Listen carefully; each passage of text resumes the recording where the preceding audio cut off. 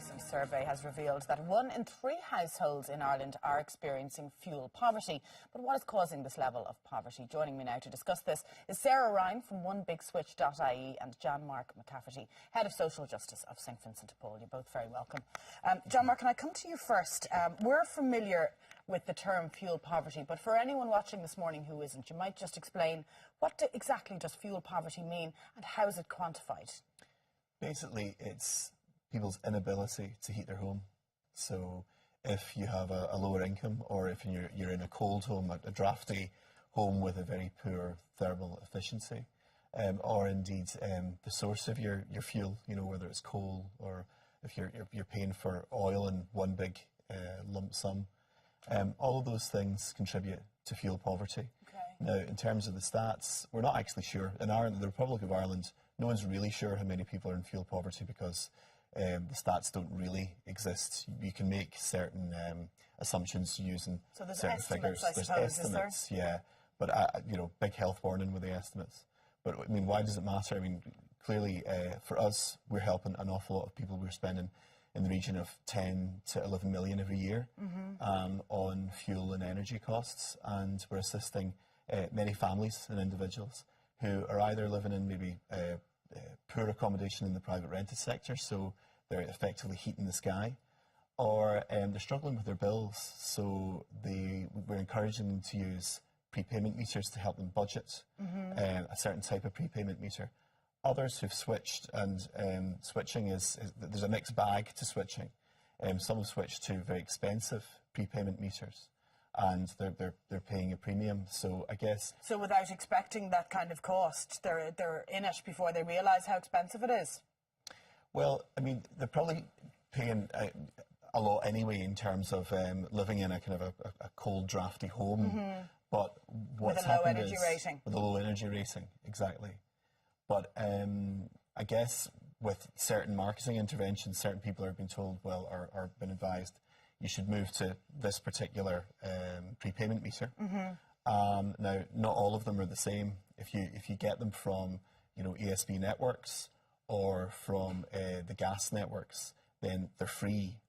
But other providers charge a premium on those prepayment meters. So people need to be aware of that. Yeah, not all prepayment meters are equal. Okay, so do your research beforehand. Absolutely.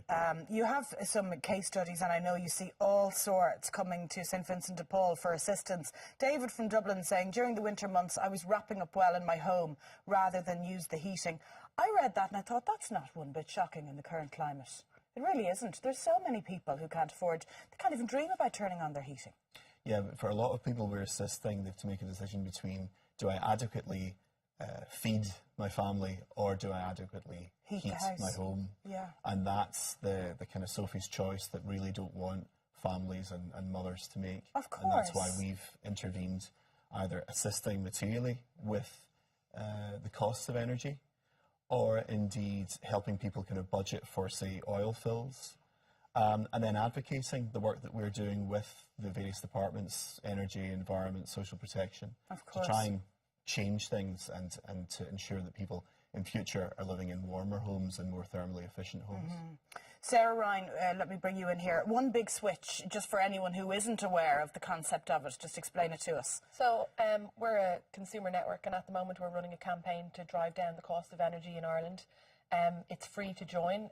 Anybody can join, and there's no obligation. They log on at OneBigSwitch.ie, give their email address, and effectively what we do is that we gather together as many people as possible, and then we approach the providers with that bulk of customers and say, give us the best deal for these people, because these people are all looking for a better deal on their energy.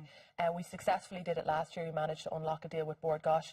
We're hopefully, we're in talks already, and we're looking to do an even better deal this year, but we do need people to sign up and add their weight to the people power movement of the campaign.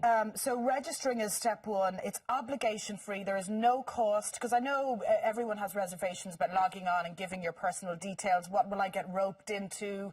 am I suddenly going to get a direct debit? There's no cost attached to this whatsoever. You're not giving any bank details or anything like that. You are literally giving an email address. There's no obligation. Hopefully in 3 or 4 weeks you'll get an email that explains the offer that we've managed to unlock. You can take it, you can use it to shop around and get a better deal with your existing provider, but you're under absolutely no obligation. You're literally just putting your feet or putting your weight behind a movement to get a better deal. And if you want to take it, you can, great.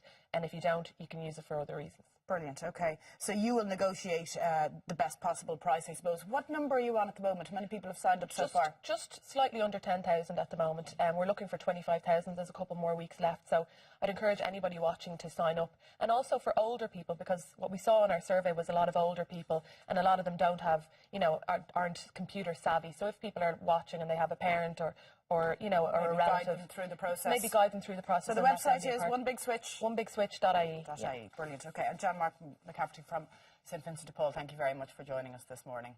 Now, lots more of Ireland Day.